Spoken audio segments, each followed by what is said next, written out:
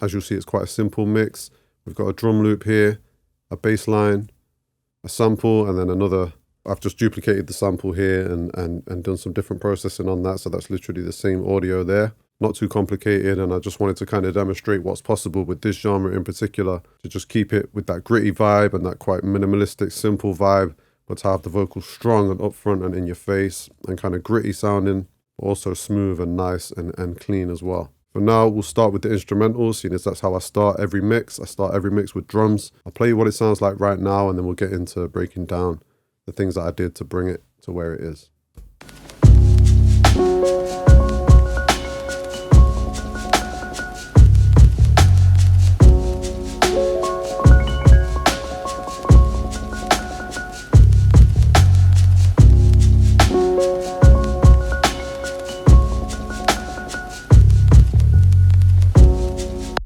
So really it's just a loop for the most part. There's a couple of parts where I've kind of taken out the drums here just to add some structure and to kind of cater it to the vocals and what's going on in the vocals.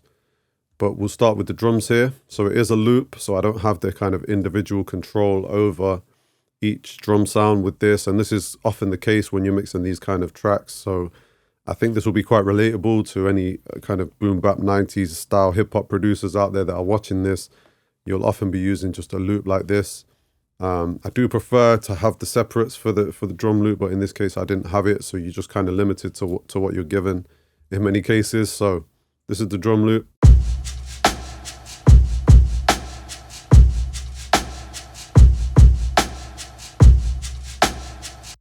And all I've done to it here is just added a couple of things. I've used this vitamin plugin, or vitamin, which is like a harmonic exciter and just is a different way of EQing. I just prefer to use this sometimes instead of EQing. Just add some kind of harmonic distortion up here in the high end mostly. I've added a little bit in the lows as well, and a touch in the mids. But I'll play you before and after of what this does. It just kind of brings out a little bit more of the kind of high end. Should raise up the hats and the snare a little bit.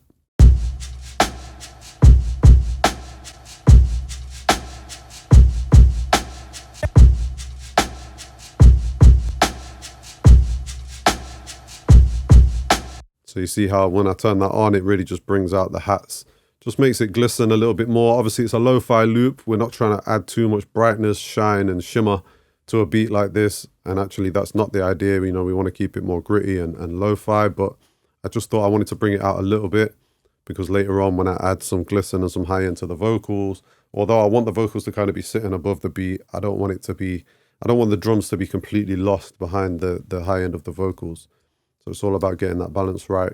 And I've also used this DBX 160 compressor plugin to just add a little bit of punch and change the dynamics of the loop a little bit.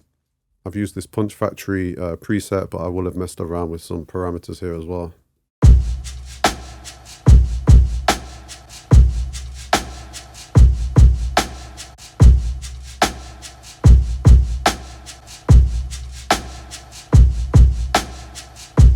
Yeah, so just adds a little bit more punch to the snare and the drums and the kick, sorry, a little bit, bringing up a little bit of level as well. So I like how that sounded. I'll quickly show you what I did here with this other channel. So I've duplicated the drum loop channel here and copied down a few parts of the loop here onto this track, and it's the same processing, apart from I added this on the end, which is basically just an EQ that's doing a low pass filter on it.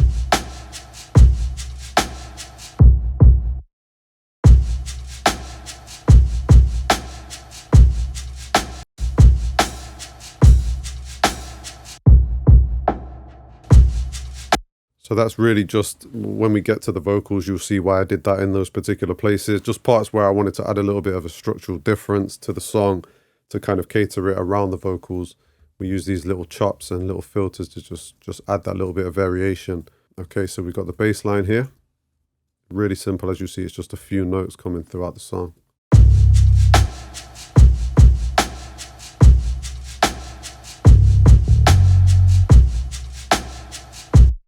So the first thing I've used on this is this C6 sidechain compressor plugin, and this is really good for if you want to kind of use only the low end from the drum track here to compress the bass here. So I basically wanted the bass to duck down a little bit whenever the kick drum hits. So just so we're not eating up all our headroom with the drums and the bass hitting at the same time, the kick and the bass hitting at the same time, sorry. So I've sidechained into this the drum loop, and then we're using only this part down here, so only the low end section down here, and we're just compressing whenever the kick hits there, we're just compressing. So I will have just adjusted this so that when the kick hits and triggers the threshold here, it just pulls down on the low end of the bass.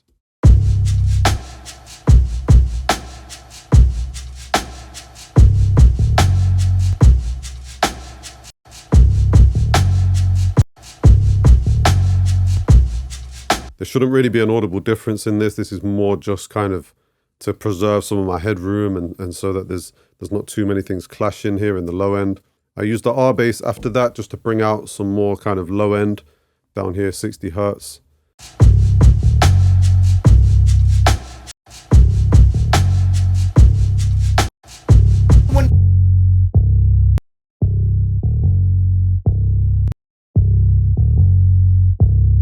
Yeah, so just really thickening up the kind of super low on that bass note there.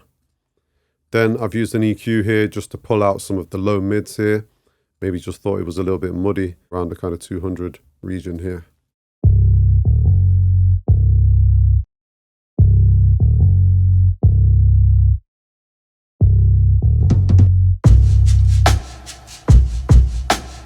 So really simple, really straightforward. That's all I did on that bass there. Then we've got the sample channel here. Now, the first thing I did here was filtered out the low end, and we'll get to why I did that in a sec, but basically I've duplicated this. So I've got two of these, and this is an old trick we used to use on the MPCs and all of that back in the day.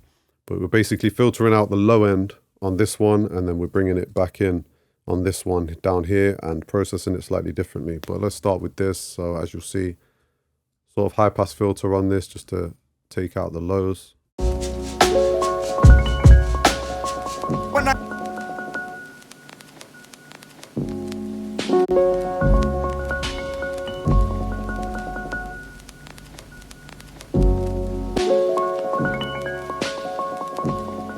Because there is quite a bit of low end on this sample, so I didn't want that coming through for this particular part. And I've used the MV2, which is quite a simple compressor that I really like to use just to kind of even things out a little bit. So I'm just compressing kind of 3 dB here and expanding as well, just to kind of make sure that this is, you know, not overly dynamic and the quieter parts are coming through okay.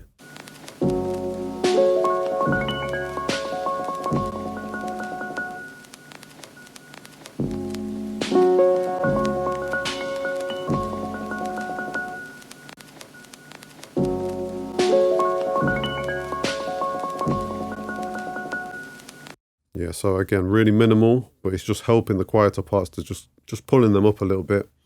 And then I've used the vitamin plugin again for some harmonic excitement over here in the kind of upper mids.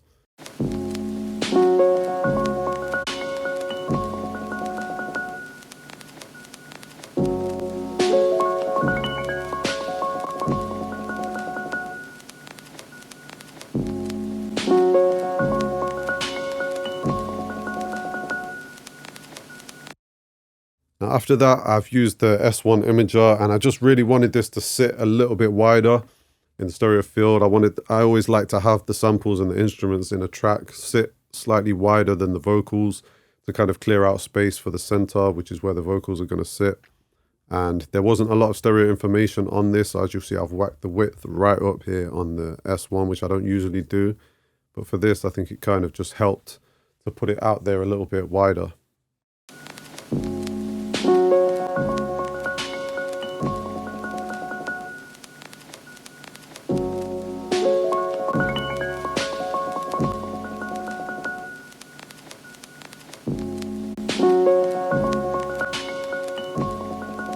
Yeah, so because of the stereo information there was not a lot of it in there, that widening is not going to do a massive amount, but it is just helping a little bit just to clear out the center. Then as I said, I duplicated this channel and the audio here. So this is the same audio file on this track here, where I've just filtered it and tried to add tried to process the low end information that's in the sample slightly differently. to the kind of more useful information up here.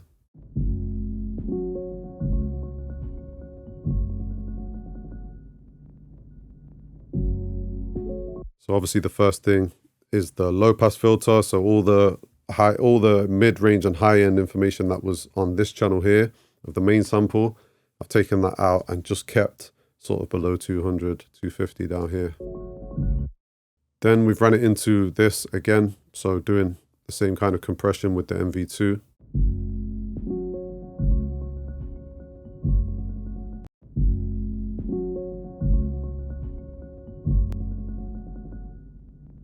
Now I've used the S1 imager again on this, but instead of putting it super wide, I've put it all the way to pretty much mono. We don't want the low end and the bass to be kind of all the way wide on this. We want this to be just down the middle really. So I've put this width all the way down.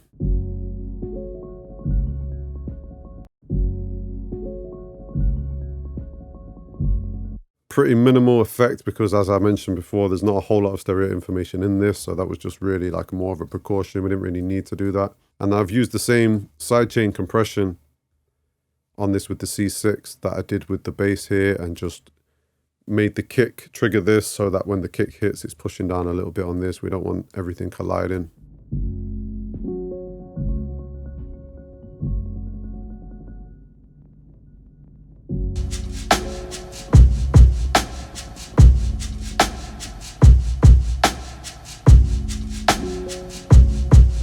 Now, I would have tried to do more with this kind of filtered sample bass if there wasn't this kind of bass line on here. If there wasn't these bass notes hitting throughout the song, I would have tried to create more of a bass line out of this. But because we have those bass notes, that's kind of providing the super lows for the beat. So I kept this kind of minimal and kind of quiet and didn't do a whole lot of processing on this for that reason.